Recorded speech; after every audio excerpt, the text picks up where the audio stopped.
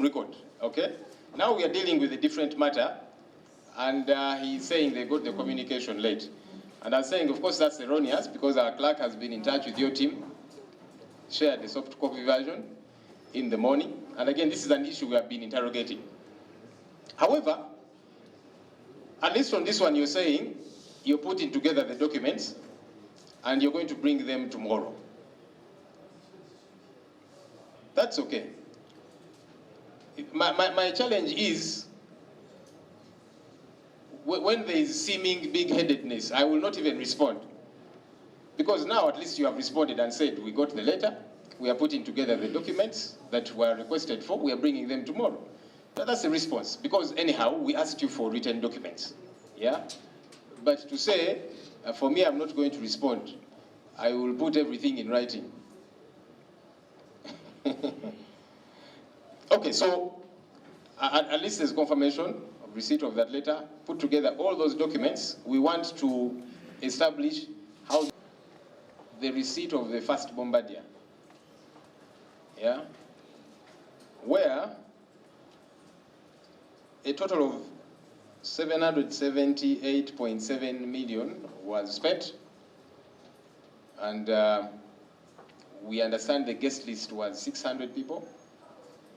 What it was established if all the 600 actually showed up, and what was this money spent on exactly? Because 778 million, from where we sit, we saw people were there, they got some drinks, they got some eats, and we understand this money went to that, except if we receive contrary information. We wanted to understand, because it did make sense to us. When you do some quick tabulation, the assumption is we spent about 1.3 million shillings on each of the 600 guests. What exactly was it for? I don't know whether CEO, you want to respond, or Paul, the finance person? Thank you, Chair. The event happened in April 2019. 2019, sorry. I joined in July 2019. So I was not there when the event happened. However, I was responsible for the reporting for the financial year that ended June 2019. So I'm privy to the documents that support that expenditure.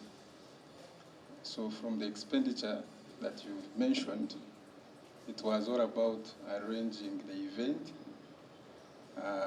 and publicizing it, right from informing the public that the planes are going to arrive, organizing the event on that day, event management, basically, in short, and the supporting documents are available for that event. Yes, Honorable Kamba. Thank you. Thank you, Chairman. In our view, the expenditure was on the higher side.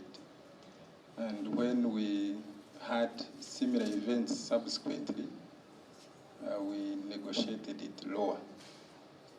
So I think the other one was the first of its kind, and we all learned through experiences. So subsequently, we were more effective. And when you look at the 3 or 4 events that we've had, because we first got the bombardiers, we got the second set of bombardiers, then the Airbuses came in batches, the first one and the fourth. So we had about 4 events. But when you look at all of them, there are efficiencies in each of them. Thank you. Could you paint us a picture of the difference between the first and these ones that we've been organizing?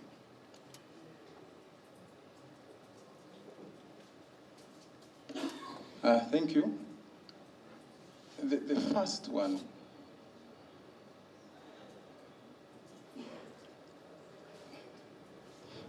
Chair, may you allow me to get the details such that since I'm on record, I come with them tomorrow. Chair, supplementary. Okay, maybe. A small supplementary to that. Go ahead. Mr. Chair, my colleague of finance. Honorable, yes, I was. And like I mentioned the last time, my first day of work was the 23rd of April. What I know is that there was a procurement process that came to that amount of money, which I was not privy to at the time. So like my colleague Paul says, let's look up the documentation and be able to see whether they followed the procurement process or not. But when you say you started work on 23rd, I have a contract, your contract here, which you signed on 4th April 2019 as commercial director. You signed it here as Jennifer Bamuturaki Lenkai. And by the way, you know, just to give you some quick legal advice, please sort out the issue of your name, yeah? Because you saw a deed poll saying you're now Jennifer Arnold Lenkai, is it? Something? You said that's not your name, but when you were signing this contract, you included the Lenkai name. This is the contract you signed, except if you want to. Is it you who signed this contract? Just take a look at it. See who signed.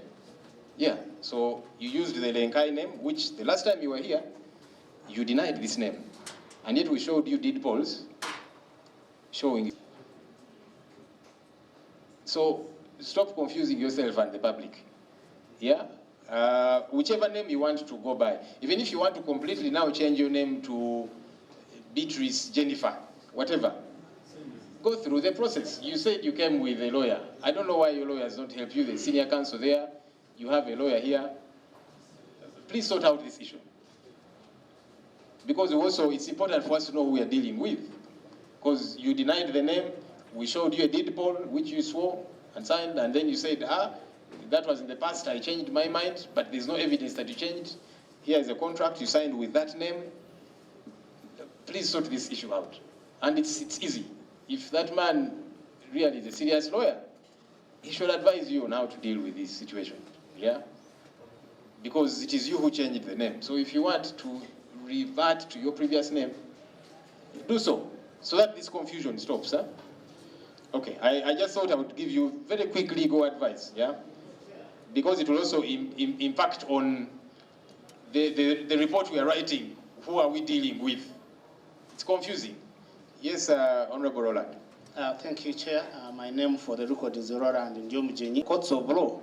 So it needs to come out clearly and with timelines when this matter should be sorted. If we don't have that clarity on whom we are dealing with, even now, us here as a committee, we are in a dilemma. Because someone who is appearing, we don't know which person we are dealing with. So it's a matter that doesn't need to be taken lightly.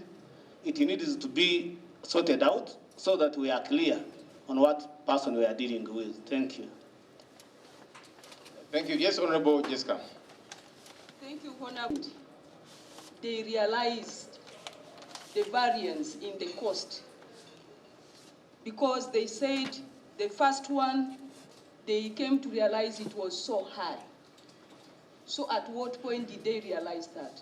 And two, they should tell us specifically the root causes for the escalation of the pricing of the first procurement so that we understand exactly those clear indicators that made us to overpay. Lastly, my question goes to the internal audit. Internal audit does its work before the external auditors do their work. What is in their report in relation to this procurement process? Thank you. Okay. Okay, the first one that was raised by especially the lawyers who are in very direct practice, not like some of us. How long does it take to change a name? Yes, on the mic? This person takes 1 week because it requires to go to the Gazette. And the Gazette comes out once a week. But for a special person like the ED, even within 2 days, it is possible. They normally gazette MPs immediately after they have been declared. Yeah, so maybe what we do, because this is an issue that, like Honorable Roland is saying, it is more serious than we think, yeah? Let's give Jennifer 2 weeks to sort out the issue of your name. Yeah, just a second. 2 weeks, please sort out the issue of your name, determine who you want to be called, work through the process, because you had changed. You signed the deed poll and so on, and that's why you're signing a contract with the name Lenkai. And Mr. yet, Chairman. you keep saying, for me, that is not my name, but you have admitted to having signed this contract, yeah? Mr. Chairman. So to avoid confusing us and yourself. Mr. Chairman, will also that one be part of our recommendations in the report? That we advise her to change the name? So you see, my dilemma is, I'm also wondering, who am I dealing with here? You see my challenge? Yeah, so that's why I'm advising her, put your name issues right. Me, I don't care what you want to be called, huh? That's your business. But let it be legally proper. Because you remember when you were here, you said, yes, you had changed your name, but you changed your mind. Ask you, did you go back to the lawyer to sign another deed poll and swear another affidavit? You said no. So meaning the name remained. Little wonder, it is the name you're using to sign contracts, yeah? So decide. So that is clear to us also. For example, in our report, are we going to say Jennifer Bamturaki or Jennifer Arnold Lenkai?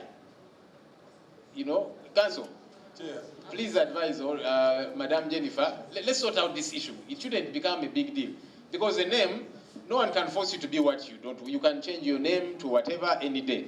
But sort it out so that it's clear legally. You know, Council, please help your client to sort out this issue. It shouldn't become one of those, you know, issues that are raising a lot of dust. And yet it is, legally speaking, because I can write a report and we sign it. We put together a report as a committee, and then we sign it, and the report has Jennifer Bamturaki.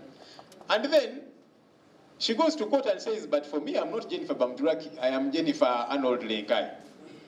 You see the confusion there. Yeah. Okay, Honorable Santa wanted to give information.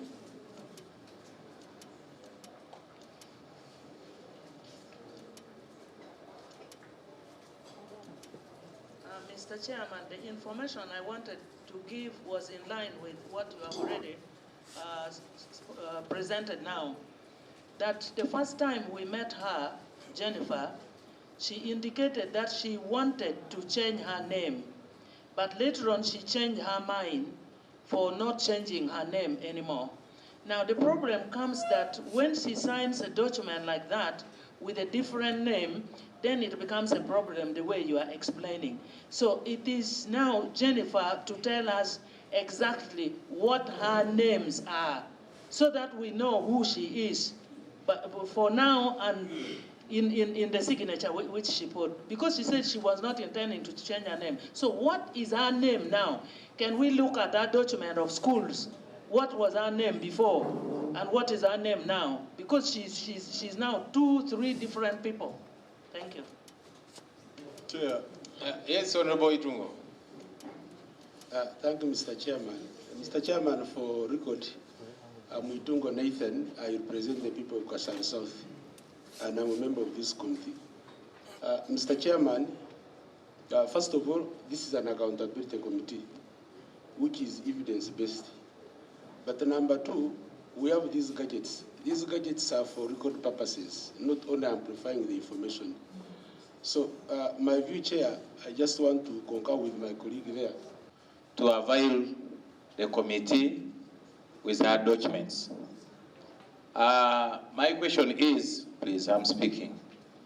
My question is, are the documents ready as of now? And has she come along with them? So that it can even also help us to clarify the issue of names. Maybe the documents speak louder than what she's telling us. Thank you so much, Mr. Chairman.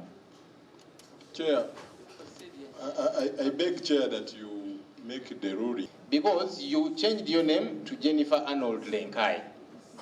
There is a deed poll, and there's contracts you have signed with the name Lenkai. So if you have changed your mind, then there's a process to go back to deed poll, affidavit, and then gazette. I think it shouldn't be complicated. For me, that's not even an issue that should, take a lot of our time. So please help her, council, do it within 2 weeks, and give us evidence as well, yeah?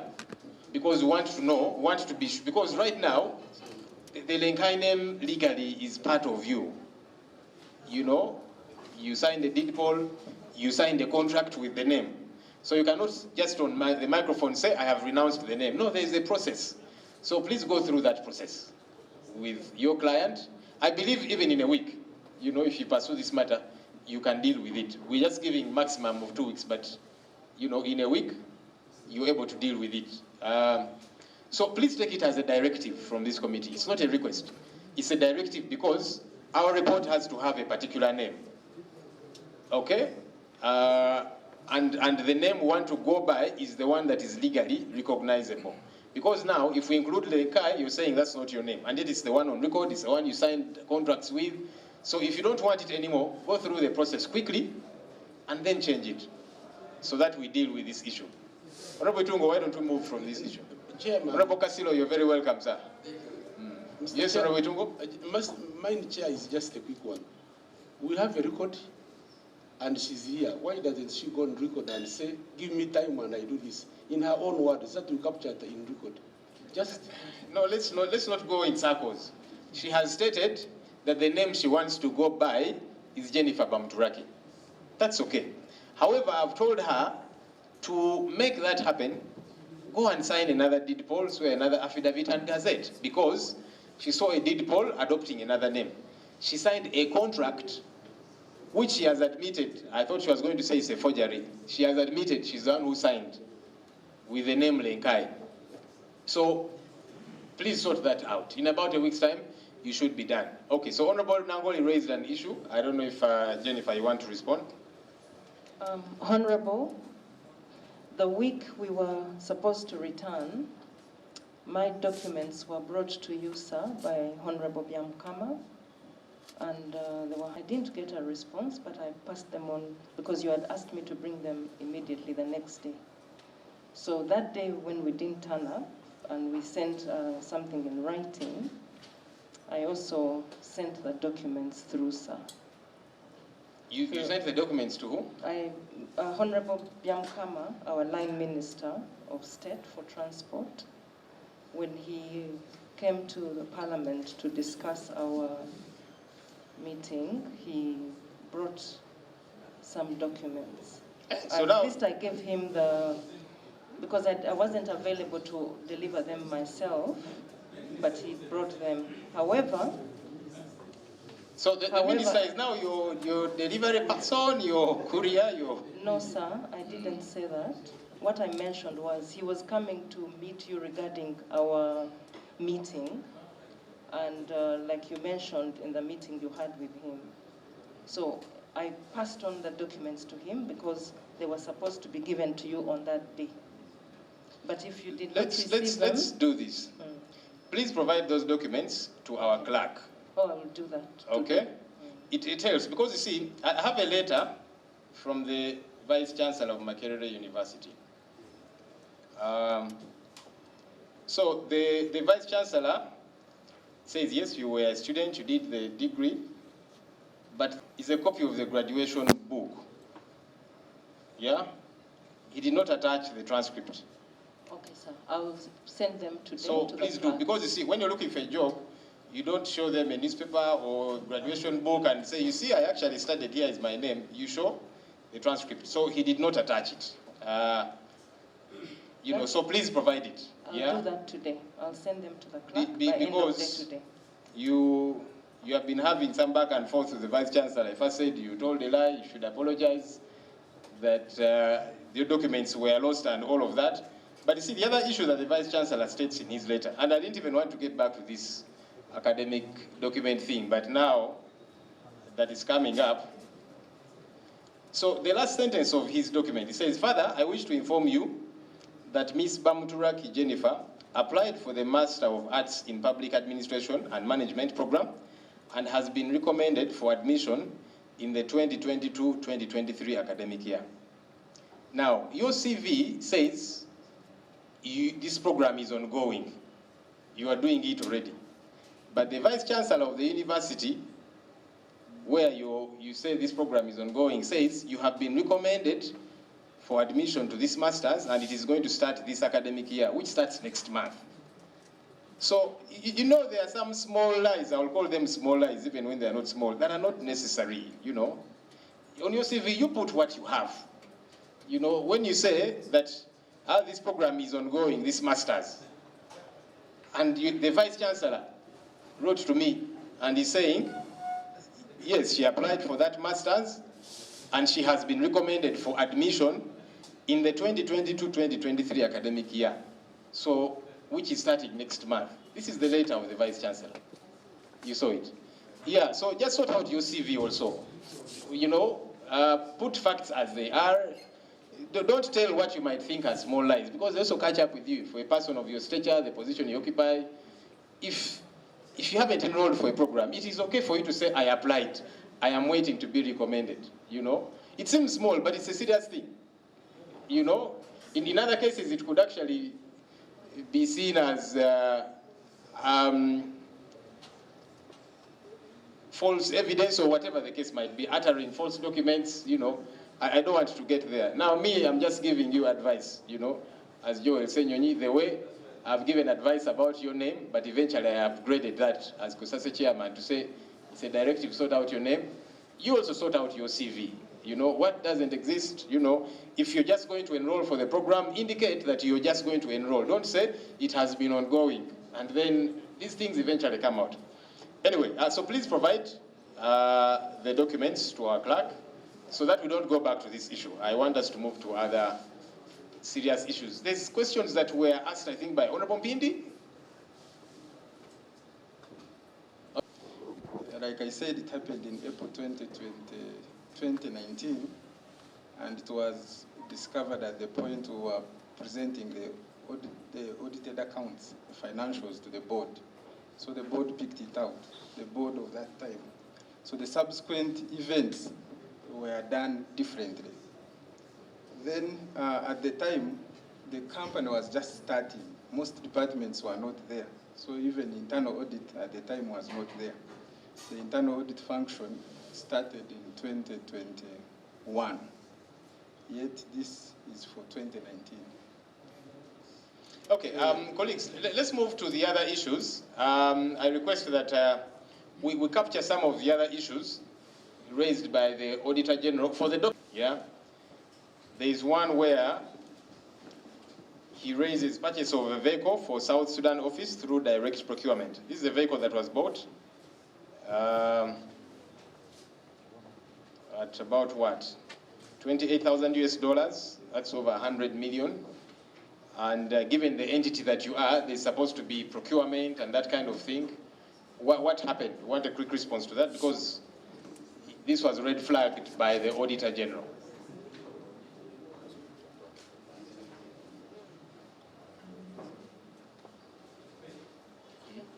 So if you're on that report, mine is 18. I'm hoping you have a similar one.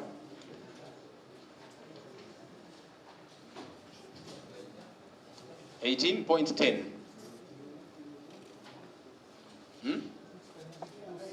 Yes, please.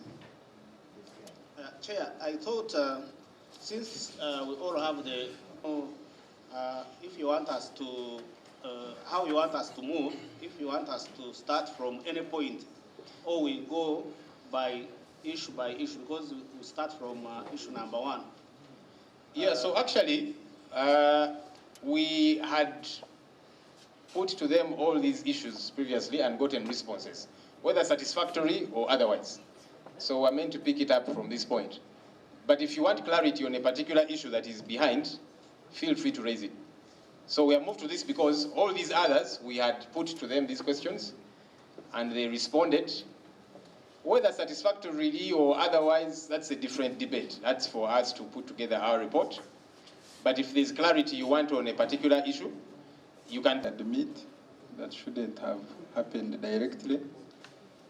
It's an issue that has been picked up by other reports, and the team that was involved in doing it were punished. So, how were they punished? Well, this is one of the issues that came up during the investigations when the management team was suspended. And the conclusion was it was not correct. Because let me maybe give a background. What happened, we bought vehicles for the entire network for all the countries we operate in. And the tender had been awarded to Toyota. So the decision was to buy from Toyota in the respective countries to avoid re-importation issues. And it so happens that in South Sudan, there is no Toyota. There is no Toyota franchise. So at implementation stage, the error that was done is it should have been, now that there was no Toyota, we should have done a competitive bidding for the other companies to participate. And this specific one was picked directly, which we agree was not correct as per the procurement guidelines, but we will not repeat it again. Thank you. Okay. Chairman. Yes, Honorable. Just a clarification. I don't know whether the Director of Finance or to say they were aware that there was an investigation about mismanagement in the company, which was initiated from State House last year, that led to the suspension, and later it ended in the disciplinary termination of some employees, including the former Chief Executive Officer, several managers, and the other officers. They were generally terminated on the basis of allegations of mismanagement, but they were not specifically pointed out that this one was responsible for, like in this case, that for the importation of, or the purchase of the motor vehicle for South Sudan, so and so was responsible. For the procurement officer and the CEO.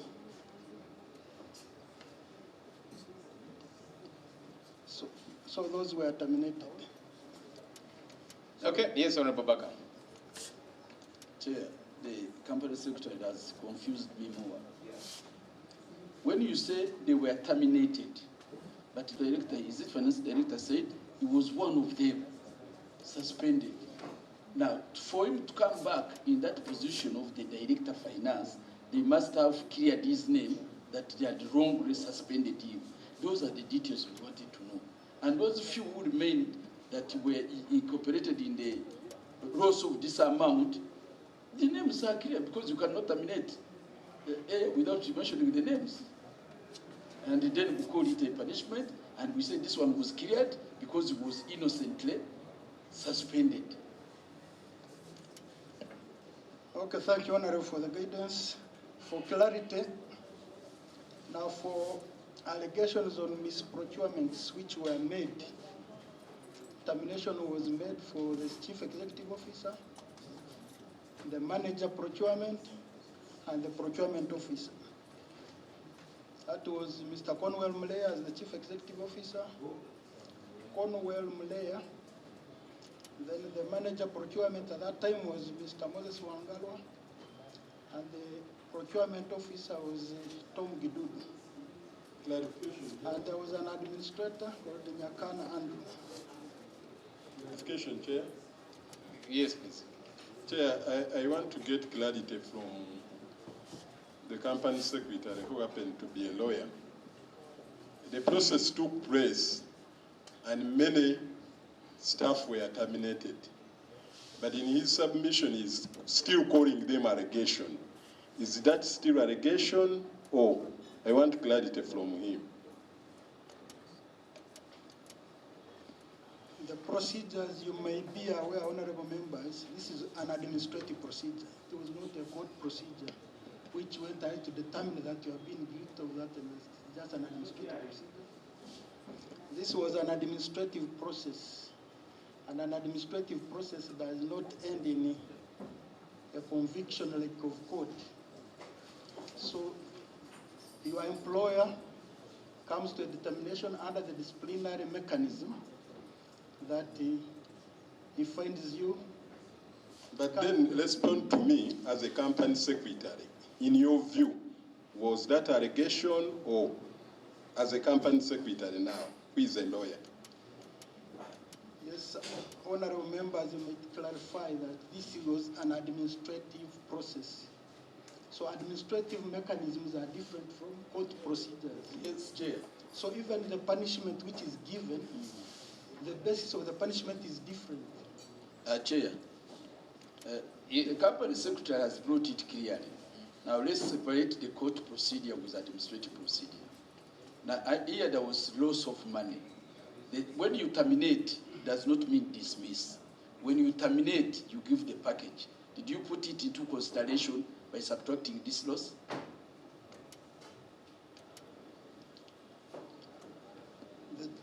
The termination was given by the appointing authority, the board, and the terms of the termination was payment in lieu, as under the human resource manual. So that was the punishment given. Yes. But Chairman. Yes, Honorable Elijah, then Honorable Jessica, then I'll come back to Honorable Roland. The operation secretary, you have named those three. So what was the crime, Director of Finance? Can you listen? Can you tell us why you were suspended, if you want me to ask you? Secretary to the board. So you have named the three, the other ones were terminated. So what was the crime of the Director of Finance, why he was suspended?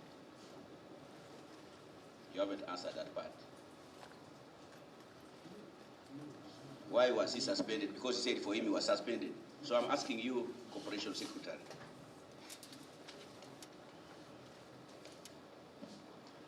Yes, honorable members, there was a list of staff who were alleged to have been involved in acts of mismanagement and corruption. So the relevant company organs from the board and the executive management and the shareholders undertook disciplinary hearings. And some of those members were reinstated after clearance, others were terminated in accordance with the disciplinary hearings, the evidence which was adduced. So it so happened that the Director of Finance was cleared and reinstated in his post. Okay, what specific allegation was? The allegations were very many, sir. On him? All of them. It depended on each department. I don't know whether you'll answer the question anyway. Yes, because we need to look at the charge sheets, the charges which were given against each. Let Director now Finance tell us why he was suspended. Since for you are gambling now, the generalities.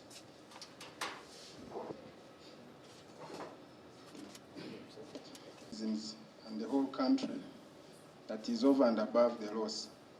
And I accepted that, yes, operationally we have some.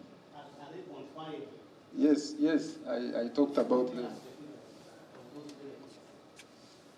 Thank you, Honourable Member. But before I go to the figures, of the 164 billion, I now want to make this clear, 77 billion is related to depreciation of our equipment. Our major assets are the aircraft that we have, and 77, about 74 is aircraft, then the other money is for the other equipment. So this is non-cash. So the real cash loss, I hope you are following, is 86. But that also, so depreciation of that amount, 77 billion, in about a year? Yes, our equipment are depreciated on average 5%. These aircraft are worth about 1.1 trillion. So 1.1 trillion, 5% of that amount is close to that. It is okay. And you bought new equipment, we Very understand. brand new. And they take us on average about 20 to 25 years. That is an industry calculation that is okay. So I wanted members to understand that the real loss in terms of money is 86. And last time, I remember when the question of whether the project is viable or not, I went into some figures, and I remember mentioning that about 57 billion came back to the economy as the local supply purchases. And about 14 billion is paid back to the consolidated fund through URA as taxes. So when you add those numbers, you realize that we are narrowing out the 86 billion. Before I go to the non-quantifiable benefits, which are employment. I said over 90% of our staff, we are about 480 now, are Ugandans. I mentioned that before we started, we are now operating 11 routes. Our plan is to go to about 18 routes by the end of the next financial year. We have now direct access to the cities that we were not connected to before the start of this Airline. I mentioned that the travel trade, and you can confirm from research, the manufacturers and exporters, they now find it easy to deal with us and export their goods outside. Chairman, you know the economy is an integrated system. Otherwise, if that was the case, there wouldn't be a need for accounts to be audited, because we would be taking things in generalities. That we built the Entebbe Expressway, these are the benefits, goes all this. You don't trivialize this issue like the people of Nyege Nyege. And the airline industry is a very serious thing. Not the Nyege Nyege people are saying, no, we have 8,000 people coming to Uganda. They have booked hotels. This is a very sensitive and complicated thing. Can you take us to the specifics? Because that's why I do the audited accounts. Don't bring us this issue of the integrated economy. Supplementary to that, Chair. Supplementary to Nyege Nyege to... Before he comes in, Chair, we are responding to the Auditor General's report. And before he reads the report to Parliament, you are given an opportunity to defend yourself. Do you want to tell me that what you are explaining to us, you explained it to the auditors there, they could not understand you? Chair, also, in addition maybe to that, I think I belong to Infrastructure Committee and COSASO. What you're trying to explain, it can be explained to the Infrastructure Committee, but this one is Accountability Committee. The other one is the Sectoral Committee. So those ones of future benefits and whatever cannot come here. But also, I'm sure you're an accountant, being the Director of Finance. I'd like to understand the direct costs. When we talk of direct costs, can depreciation pay direct cost? Thank you, Chairman. Yes, depreciation of aircraft is a direct cost because it is directly connected to the operation. Then the depreciation of other equipment is part of the indirect cost. I was coming to the breakdown of the question you asked for. So what we have in direct cost is any cost that is connected to flying, moving an aeroplane from point A to point B, of which its wear and tear, which is depreciation, is part of. The other direct costs are the aviation fuel, overflying, ground handling, crew allowances, and the rest. He asked me to break down the employee costs that made 27 billion. What is included in employee costs are the salaries of staff. I have figures in dollars here. But, okay, let me change. We report in dollars.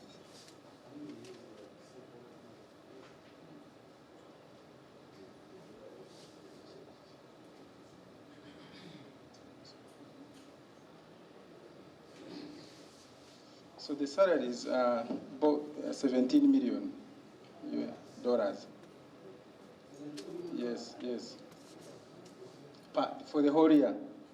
Yes.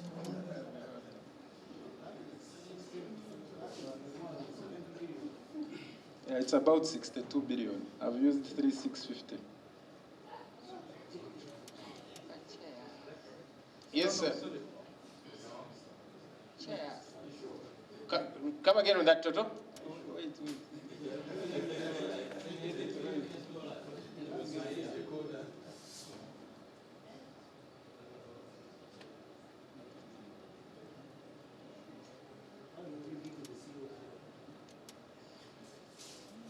Chair. Yes, Honorable Nekesa, as he looks figures out that.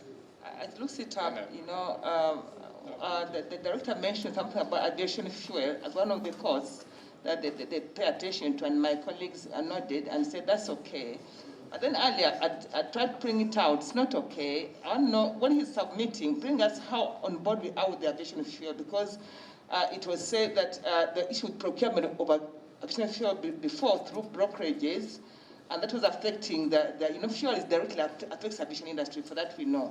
So I would like to hear, perhaps hear from him, how far they've been done to avert this issue of fuel with the airlines, because we fear that our airline may go down again if we don't address it and adhere to it. Speak to it also, please. Or if you have an office of procurement here, or you are the finance or the CEO, or something about the fuel, how you mitigate that. After that, you bring it on board to Chair. Thank you. Okay, colleagues, I wanted to see how we combine it, because now with the tourism and all of, I mean, that's why I want it to function anyway. But then that there must be proper accountability every step of the way, yeah? There's a figure I'm looking at here of point 11, supply of in-flight service equipment for the Airbus. The Auditor General is talking about a figure here of 319,000 US dollars. That's about 1.2 billion, which was used to purchase certain things, you know, to purchase blankets, pillows, serving trays, serving glasses, headdress covers, and headphones. Yeah? About 1.2 billion Uganda shillings. But there was no evidence that these items were actually delivered, witnessed, for the quality and quantity to be handed over to the stores. Chair, have we now diverted from the issue of the employee cost now to another? As he's looking for that, I wanted to see how we combine all of this generally, because this man wants to take another 30 minutes to look for that. So as you look for that, I wanted to raise this issue so that we see how we combine them. You see that major concern there? Yeah, so the Auditor General says, whereas management indicated that the documents were available, they were not available to the Auditor General to ascertain that this 1.2 billion shillings bought these things. I'm breaking down the 27 billion. 14 billion? Yeah, for the Uganda staff, then outstations 3 billion, making 16.9. 14 plus 3 is 16.9. Okay, 2.9 okay. is for outstation. 14 billion is for local. So roughly 17. Then, that's per annum. Yes. Then we have gratuity. It's 10%. So it is 3.7. Then we have NSSF contribution. Yes, 3.7 billion.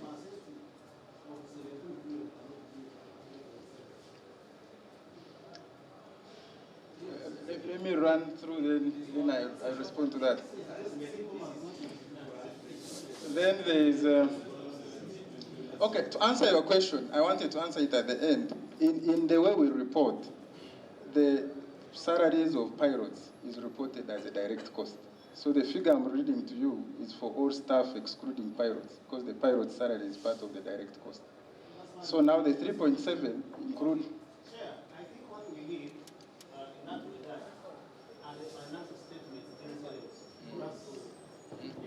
You're off the microphone, Honorable. Sorry.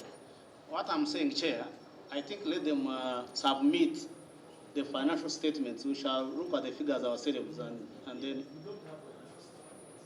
Why? Okay. They have, yeah.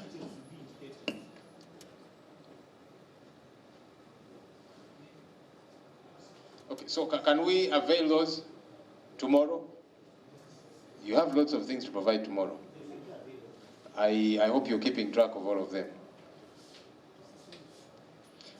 Okay, so let's quickly move, colleagues.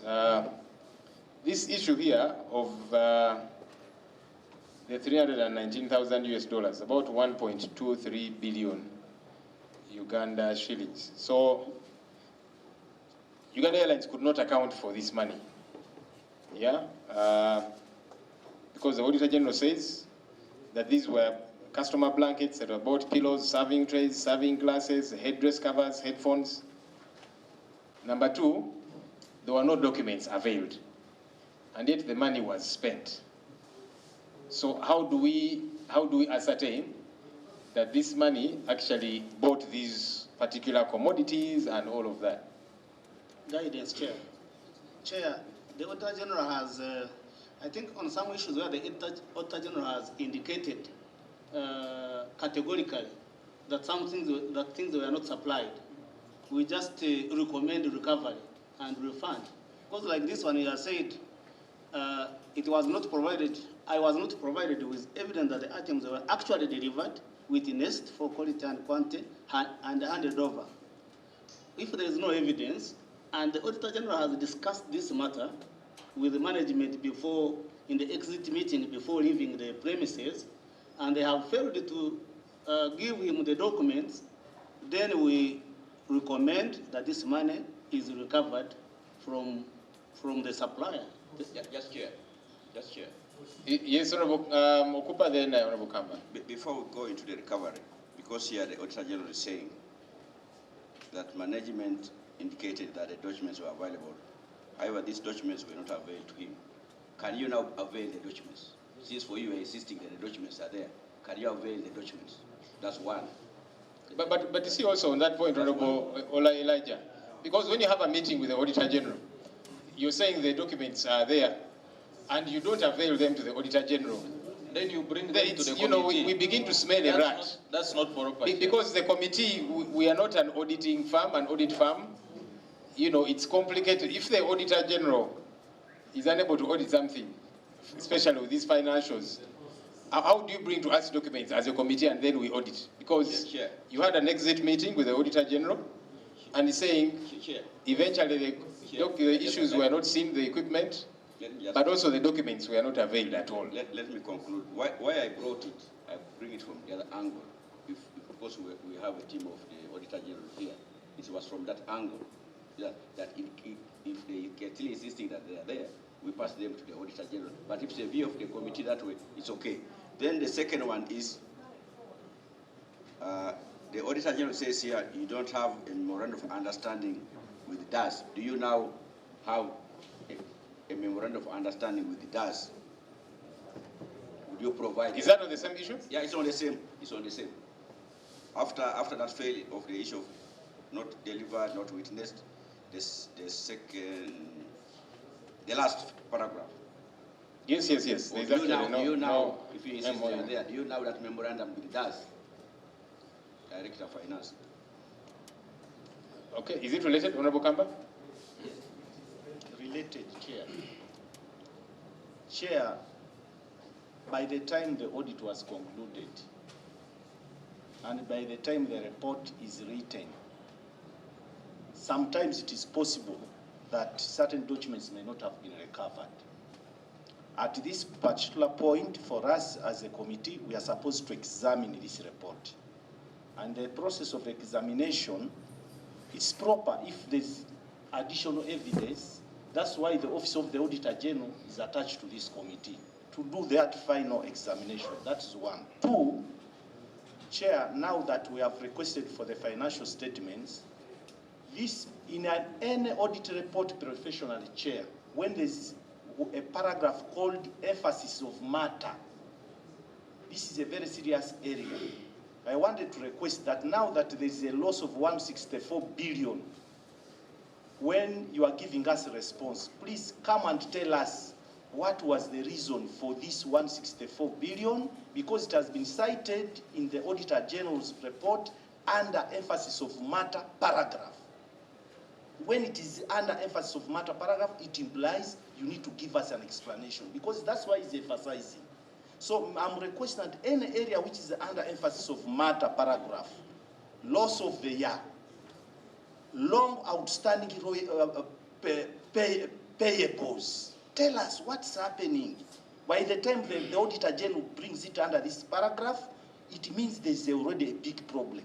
So as you respond, I'm requesting all areas under emphasis of matter, please give us explanation so that we compare the explanation with the financial statements you have provided to us.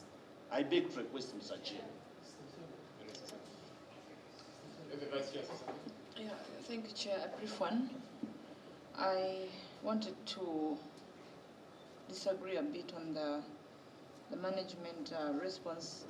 I think at this stage, as a committee, if Uganda Airlines failed to provide evidence at that time, we cannot again start receiving. We cannot start receiving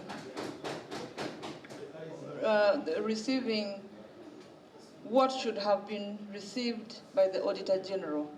They have given us a report. Perhaps what would make us go backwards is if Uganda Airlines tried to reach Auditor General with that information after they failed to provide that document at their exit meeting. But there is no case where they have told us we wrote, we even tried to give the information, and no one. We cannot really start looking through these documents again. I beg to really differ. Vice Chair, I will comment when we have in-house meeting. Okay, for that one, we'll, of course, ultimately, if there is any information that you people think is available that can help your case,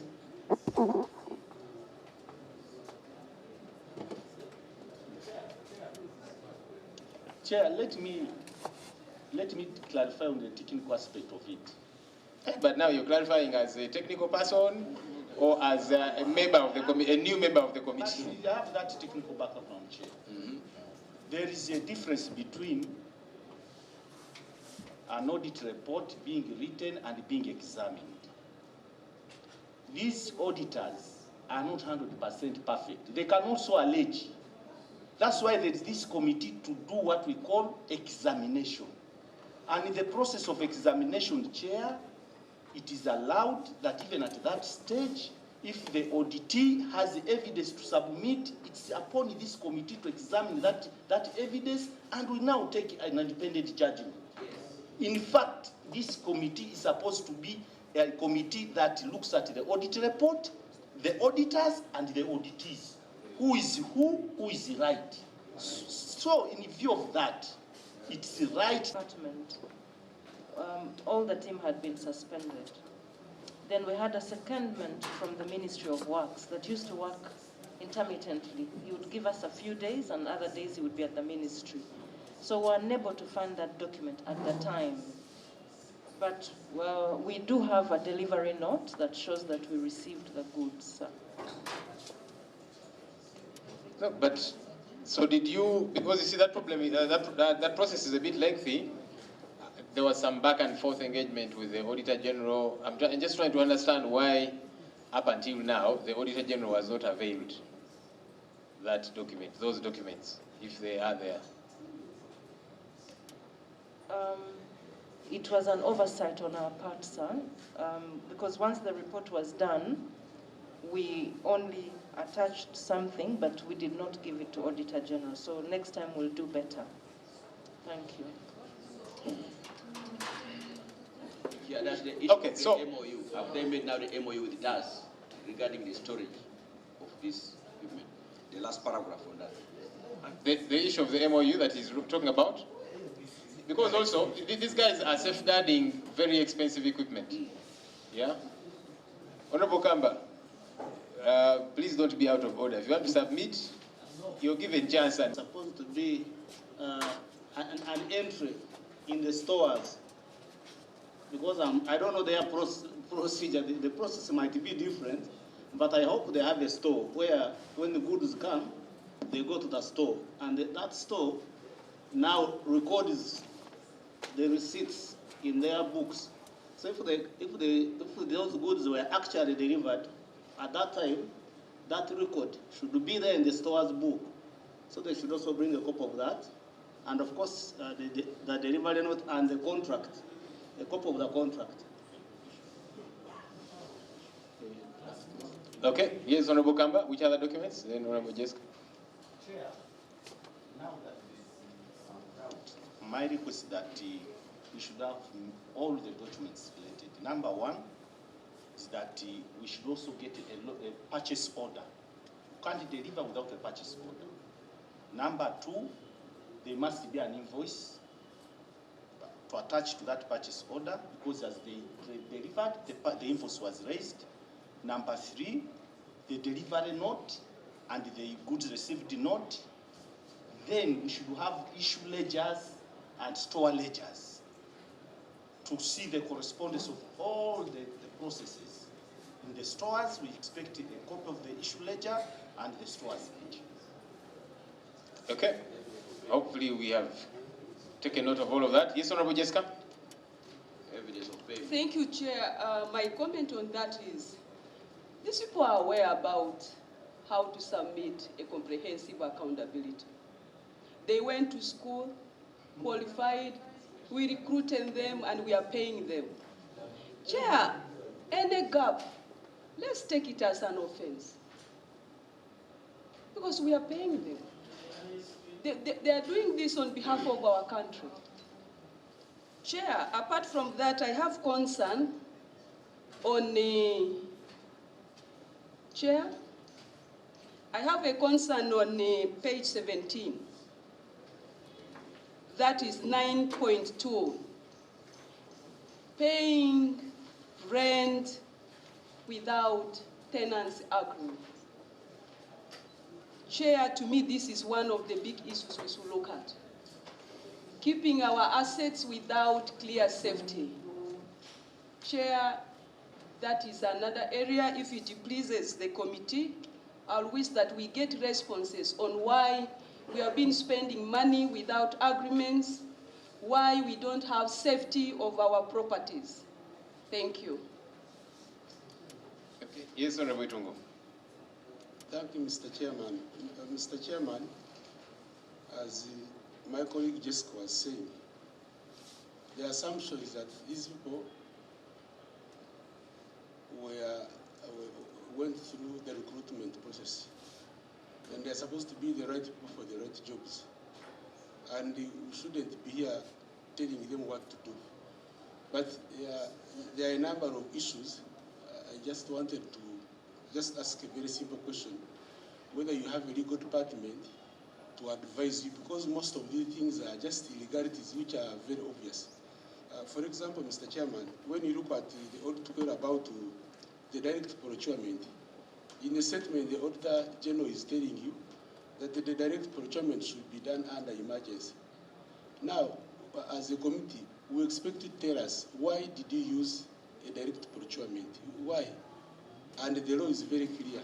Even when you go ahead and you look at the supplies, including what they are querying about the procedure of handling things in the stores. So I want to find out, do you have a legal department, and is your legal department doing what it is supposed to do, or you don't have one? Because we are just dealing with illegalities, and we are not about to get out of these illegalities. Everything is illegal. No memorandum of understanding, no records, no what. What does the law say, and what does your department do? Chair, so supplement on what Jessica has said. See, the Auditor General on page 18 is saying that without the tenancy agreement, he could not ascertain how the rent invoiced and paid was arrived at. That's already fraud.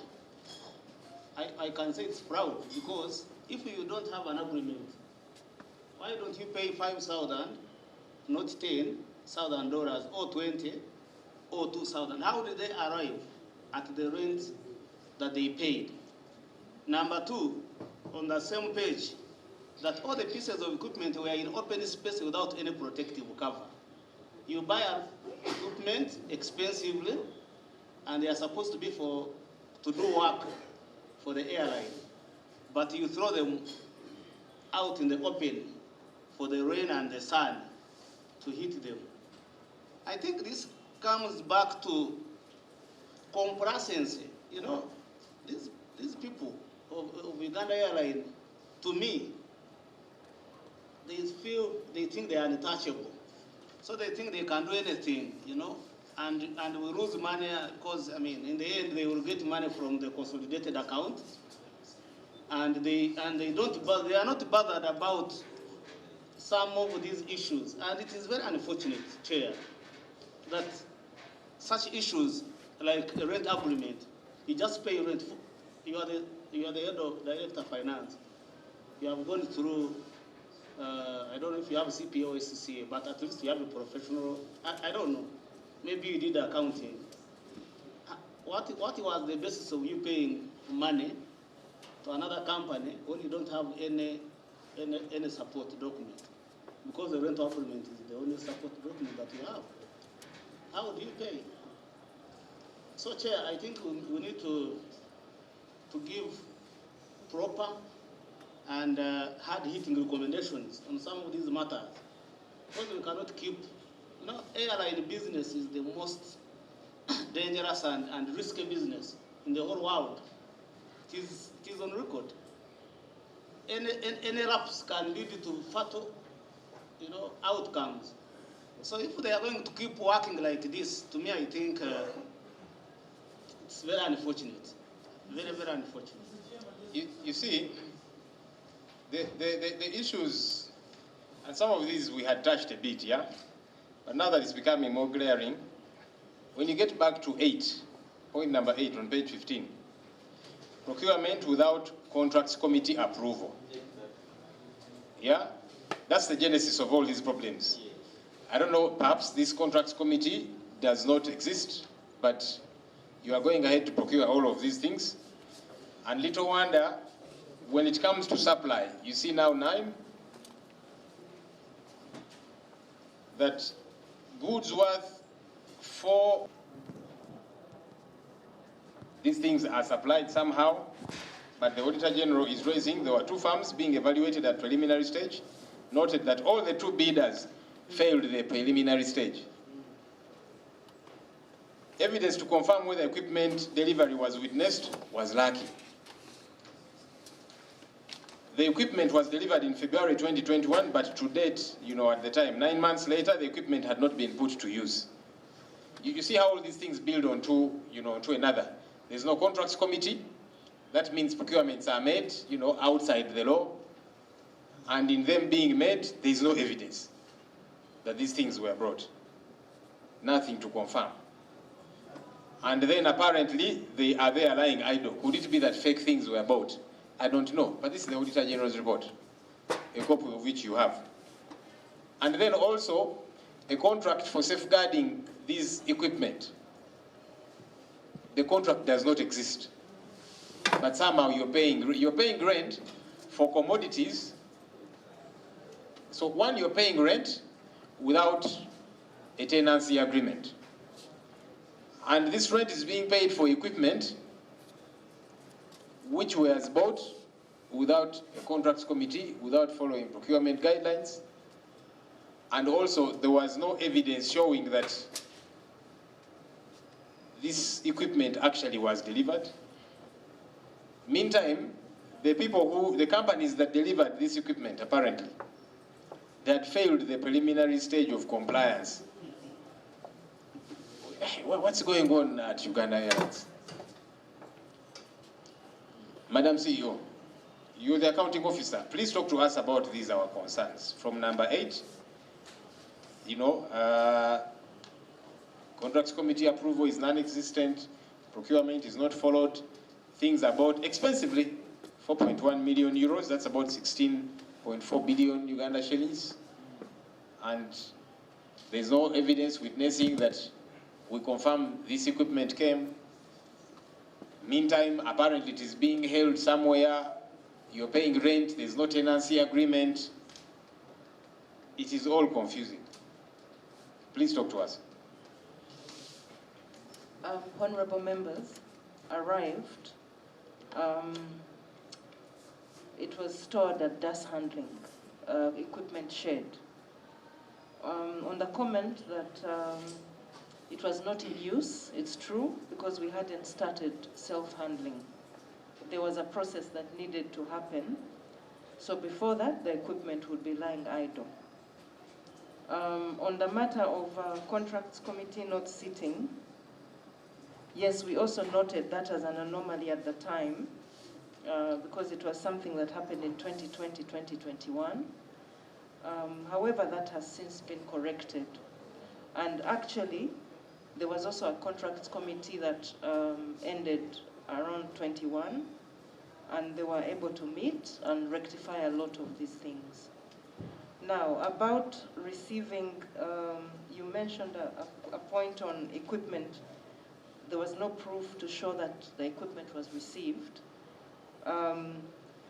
We did go back and dig up, and we did find some little information that our teams had also signed, invoice, delivery notes, and so we have that information, sir. And I think we had attached it on some of the documents, but we can resubmit it again. The chair, the issue of... Yes. They have some specific administrative procedures they ask that are not applicable to some of the international bidders. I will check the documents and will submit tomorrow to see the reasons that the committee gave that convinced the contracts committee to proceed with this procurement. But when we realized this, because it was hampering us in a number of things, we had to seek accreditation to some of the requirements that are in the standard PPDA and were given waiver. But at the time, these specific ones that we had to justify to the contracts committee and proceed had not yet been accredited.